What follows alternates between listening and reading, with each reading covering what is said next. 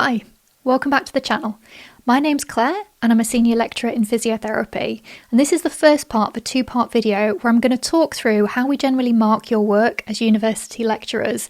Now this is important that you understand this, because if you can see how we're marking your work, then it means you can be strategic and use that information to help you get the best grade possible. So there are two things you need to be aware of. The first is what we call the assignment brief, which basically outlines all the information that's related to the assessment. Now this can be in a Word document that you can download and use, or it could be on your virtual learning environment and all the information will be contained there. But generally it's the same thing. It's an assignment brief that gives you a briefing of the assignment. The second thing you need to be aware of is something called the rubric, or it can also be known as the marking criteria. And a rubric is generally a big table that helps you see what the learning outcomes are, i.e. what you're expected to have learnt by the time you've completed that module, and then the different grade boundaries, so the description of what you need to do to perform to get to that very top level versus where students might be where they're just not successfully passing the module.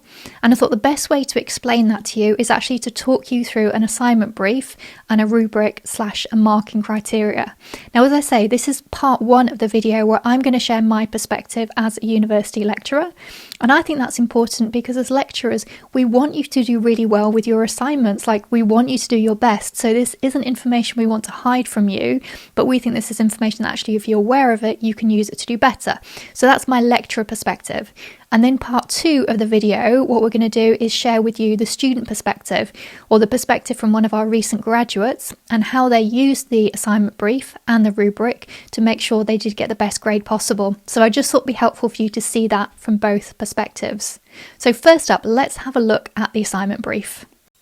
Okay, so the first page of your assignment brief normally has all the general information that's helpful. So it will tell you which level the module is, level 6, that means it's a third year module. It'll tell you a little bit about the assignment type, so you know it's a literature review, so it's going to be a written piece of work. It'll give you some guidance around the word limit and what can be expected with that. It will also tell you the weighting. So this says 100%, so that means for this module there is only one assessment, and this assessment is worth the entire weighting, i.e. 100% of the module. It'll also tell you your submission date. So I know it sounds super obvious, but make a note of that so it's really clear in your diary, so you know exactly how long you have got to complete that assignment. And then you'll see towards the bottom, it talks about learning outcomes. So a learning outcome is essentially what you are expected to have learnt by the time you get to the end of the module. The clue's kind of in the name, isn't it? So this particular module has 4 learning outcomes associated with it. And as you go further into the assignment brief, it will give you some more details, so a bit more information of an overview. It will tell you things about like your title page and formatting, so make sure you get all of that stuff right, because it will make your assignment look better. It will tell you where you're going to get feedback from, and the all-important referencing to make sure that you are doing that in the correct academic way that your university requires. And now we're getting into the more detailed part of your assignment brief. So for each learning outcome, there should be a section there that tells you what is expected and what you need to do to achieve that learning outcome. So although this is for an example for a written assignment, there will be a similar section no matter whether it's an individual presentation, group presentation, maybe it's a portfolio, or maybe it's a practical assessment. So it's really worth spending some time here reading that so that you understand what the lecturers want you to achieve with each of those outcomes. The other important part to look at is you'll see I've highlighted in blue the percentage weighting.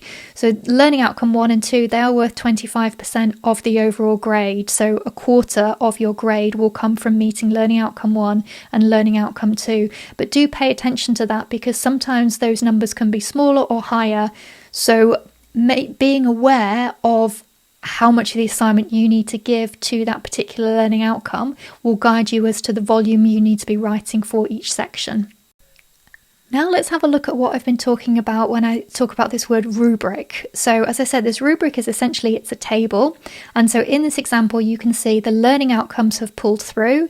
And again, those percentage weightings have pulled through. And then there's a little bit more information under each learning outcome around what that lecturer is expecting you to achieve for each one. Now this information will have pulled through from the assignment brief, so it should all be matching. And then underneath each learning outcome, there will be a description for what the lecturer is expecting for you to achieve, depending on which grade boundary you are able to demonstrate that you're working at. So for example, I've highlighted there high first, so that's 80%, that would be exceptional work overall. And then in each box, there is a description for what that would look like for each learning outcome. And as you move through that rubric, you will see the description that aligns, for example, with a student who achieves a first, which is excellent work overall. And then as you keep scrolling down, it will be for a student who performs at the level of a 2-1, so that's very good work overall. So the lecturers are just trying to be really transparent to explain, look, if you're doing all of these things, then overall you will come out with a first, 2-1, etc. And there will be a description for each of those learning outcomes. That's why it's really worth paying attention to that, so that you know how the lecturers are going to be marking your work. Now, not all modules will have a rubric. Rubrics don't necessarily work if it's a really practical assessment. So for a practical exam, it might be that you have a marking criteria instead, but it will look quite similar in that it will have the learning outcomes there. And again, there's the percentage breakdown for each of those. So you can see here, learning outcome 4 at the bottom, that is worth 40%. So you need to spend more time revising, working on that particular area, because that's the part that is really going to lift your grade up. You'll see also under each learning outcome, there is a really brief kind of bullet point explanation of what the lecturer is expecting at those different levels. So that's what it will look like if it's a marking criteria for a practical exam. Now, each university will have their own different marking guides and criteria for their different modules. So I'm just pointing this out really to say, make sure you spend some time having a look at those marking criterias, the rubrics, the assignment brief, because that will help you deliver on your best performance possible.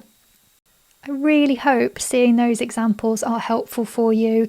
Each university will have a slightly different approach, and as I say, they may look different depending on whether it's in a Word document or whether it is on the virtual learning environment, but essentially you'll always have that same level of information.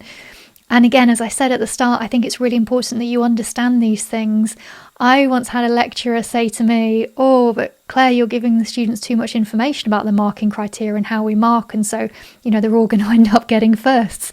From my perspective, that's okay. I want you to do well, and I think it's important that we're transparent with how we communicate the marking and the criteria that we are looking for. But as I said, it's really important that you also hear the student perspective on this, because as I speak to my students about how they use it, I realise students have slightly different approaches with it. So I thought it would be helpful for you to hear firsthand from one of our recent graduates about how they use the criteria. So please stay tuned and check out her video with part 2 with this.